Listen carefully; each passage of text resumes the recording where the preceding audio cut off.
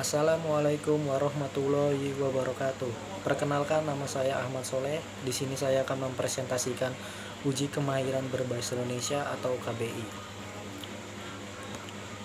Alhamdulillah, puji syukur kehadirat Allah Subhanahu wa Ta'ala yang telah memberikan rahmat dan hidayahnya, sehingga saya dapat menyelesaikan makalah ini. Dengan kesempatan ini, saya tidak lupa menyampaikan terima kasih kepada Bapak Sri Satata Dr. Andes, Magister Manajemen, selaku dosen pengampu mata kuliah Bahasa Indonesia. Kedua, orang tua saya yang selaku memberikan semangat kepada saya. Semua pihak yang telah berkenan memberikan bantuan-bantuan, saya menyadari bahwa masih banyak berbagai kekurangan karena keterbatasan pengetahuan dan kemampuan. Oleh karena itu, kritik dan saran yang bersifat membangun akan saya nantikan demi kesempurnaan makalah ini. Semoga makalah ini bermanfaat bagi semua pihak. Oke, kita lanjut ke presentasi. Pertama, daftar isi. 1. Pendahuluan latar belakang UKBI. Kedua, pembahasan tata alur pendaftaran UKBI, materi yang diujikan UKBI dan predikat UKBI. 3. Penutup, kesimpulan dan saran. Yang pertama, latar belakang UKBI. Uji kemahiran berbahasa Indonesia atau UKBI adalah uji kemahiran proficiency test untuk mengukur kemahiran berbahasa seseorang dalam berkomunikasi dengan menggunakan bahasa Indonesia, baik penutur Indonesia maupun penutur asing. Gagasan pengembangan UKBI telah dimulai sejak 1980-an, yaitu saat pelaksanaan Kongres Bahasa Indonesia pada tahun 1983 dan Kongres Bahasa Indonesia tahun 1988. Pada saat itu tercetus beberapa pendapat yang mempertanyakan mengapa orang-orang Indonesia yang akan melanjutkan studi atau akan bekerja ke luar negeri harus lolos TOEFL dengan skor tertentu, sementara orang asing yang belajar atau bekerja di Indonesia tidak perlu melalui serangkai tes bahasa Indonesia. Oleh karena itu, pada 1990-an, Pusat Bahasa atau saat ini bernama Badan Pengembangan dan Pembinaan Bahasa mulai menyusun dan membakukan UKBI sebagai sarana pengukur kemahiran berbahasa Indonesia. Pembakuan UKBI itu sendiri berawal pada tahun 2003, terutama setelah UKBI mendapatkan SK Mekdinas nomor 152-U-2003. Pada 2004, UKBI telah terdaftar dengan hak cipta nomor 023993 dan nomor 023994. Pada tahun 8 Januari 2004 dari Departemen Kehakiman dan Hak Asasi Manusia. Di tahun itu juga UKBI berbasis komputer juga telah dikembangkan sebagai sarana penguji melengkapi UKBI berbasis kertas dan pensil. UKBI diluncurkan secara resmi oleh Mendiknas pada tahun 2007, dikembangkan oleh UKBI berbasis jaringan atau UKBI daring atau online.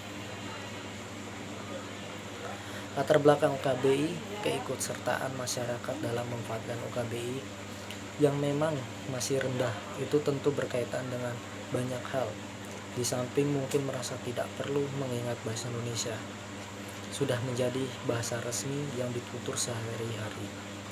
Masyarakat juga mungkin merasa tidak diwajibkan. Namun, bahasa Indonesia bagi orang Indonesia pada umumnya bukanlah bahasa pertama atau bahasa ibu. Kita sebagai orang Indonesia pada umumnya adalah bahasa daerah, sedangkan bahasa Indonesia merupakan bahasa kedua. Oleh karena itu, sebenarnya UKBI sangat perlu untuk diikuti oleh seseorang Indonesia sekalipun.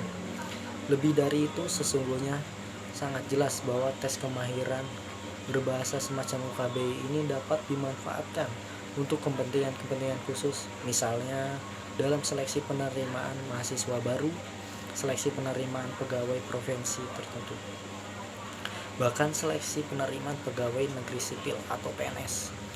Mahasiswa tentu tidak lepas dari tugas-tugas berupa makalah, juga mensusun skripsi, tesis, atau disertai pada akhir masa studinya nanti. Semua itu akan menerima tulis dalam bahasa Indonesia.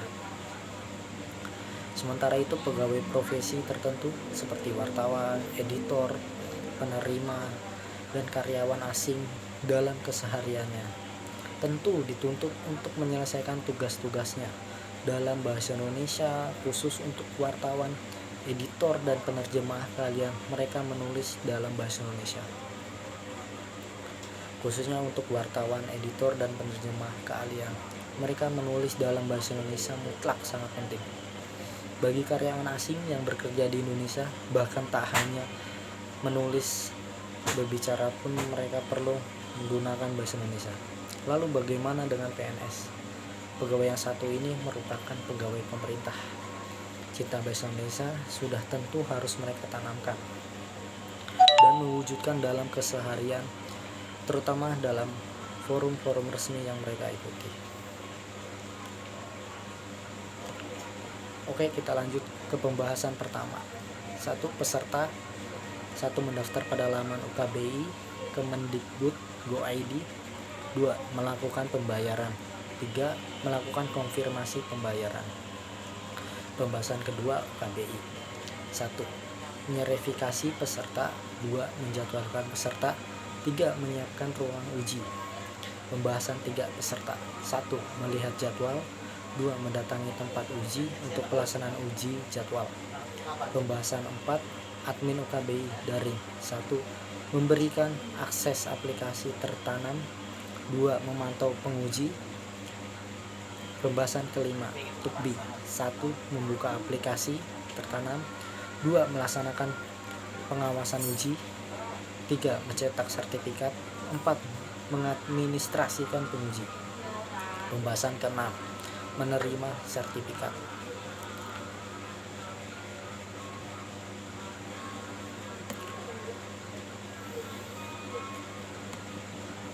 Kita lanjut ke pembahasan yang kedua. Hasil UKBI peserta uji dipetakan ke dalam 7 peringkat: predikat, skor, dan deskripsi.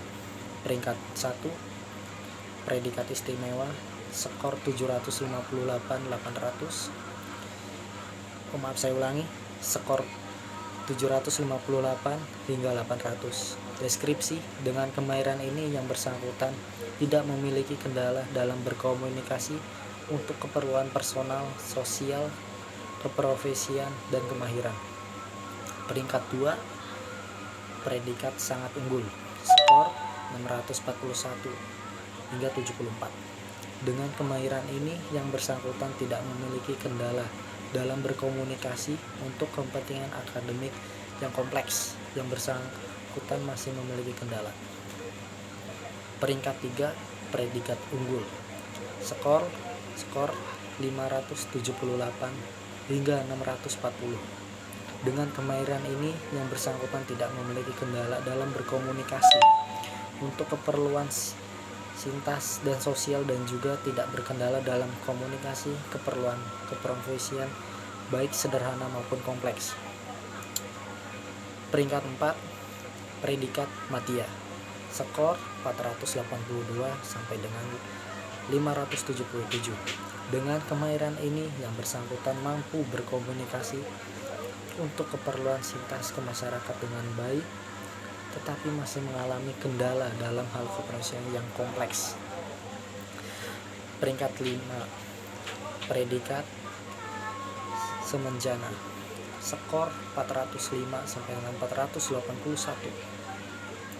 Dalam komunikasi untuk keperluan keilmuan yang bersangkutan sangat terkendala untuk keperluan komprehensi dan kemasyarakatan kompleks, masih mengalami kendala, tetapi tidak terkendala untuk keprofesian dan kemasyarakat yang tidak kompleks.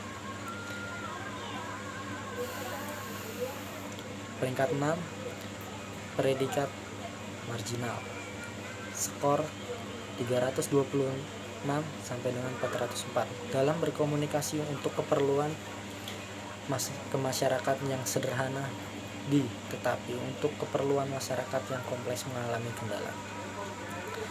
Yang terakhir, peringkat 7, predikat terbatas. Skor 251 sampai dengan 325 dengan kemahiran. Ini yang bersangkutan hanya mampu berkomunikasi untuk keperluan sintas. Next, pembahasan ketiga, materi UKBI meliputi 4 berbahasa, yaitu seksi pertama atau mendengarkan, jumlah skor 40, waktu 30 menit. Keterangan wacana lisan dalam bentuk dialog dan 4 monolog. Setiap dialog dan memotong terdiri atas 5 butir soal. Seksi kedua atau merespon kaidah, jumlah skor 25, waktu 20 menit. Soal tertulis berupa kalimat yang direspon peserta dengan memilih opsi pengganti untuk bagian yang salah. Seksi ketiga atau membaca, jumlah skor 40, waktu 45 menit. Keterangan wacana tulis berjumlah 8 wacana. Setiap wacana terdiri atas 5 butir soal. Seksi keempat, menulis, jumlah skor 1, waktu 30 menit. Soal tertulis berupa permintaan untuk mempresentasikan gambar atau diagram atau tabel ke dalam wacana tulis 200 kata. Seksi kelima, membaca, jumlah skor 1, waktu 15 menit. Skor tertulis berupa permintaan presentasi gambar, diagram atau tabel ke dalam wacana lisan selama 5 menit persiapan dan 10 menit presentasi. Jumlah seksi 1-3, jumlah skor semuanya 105, waktu 95 menit. Jumlah seksi 1-5, jumlah skor semuanya 177, waktu 140 menit. Next, terakhir kita ke penutup. Dalam kesimpulan ini, ke-1, uji kemahiran berbahasa Indonesia atau KBI adalah uji kemahiran provinsi tes untuk mengukur kemahiran berbahasa seorang dalam berkomunikasi dengan menggunakan bahasa Indonesia, baik penutur Indonesia maupun penutur asing. 2. Tes kemahiran berbahasa semacam UKBI ini dapat dimanfaatkan untuk kepentingan khusus, misalnya dalam penerima mahasiswa baru, seleksi penerimaan pegawai profesi tertentu, bahkan seleksi penerimaan pegawai negeri sipil atau PNS. Saran dari saya, yang pertama, sebelum mengikuti uji, peserta perlu mempelajari kaidah bahasa Indonesia yang baik dan benar, misalnya ketentuan tentang EYD. 2. Selama mengikuti uji, peserta perlu membaca dan mendengarkan dengan teliti, karena pada seksi pertama sampai dengan seksi kedua berupa pilihan berganda yang berbeda tipis satu sama lainnya dan penuh dengan jebakan.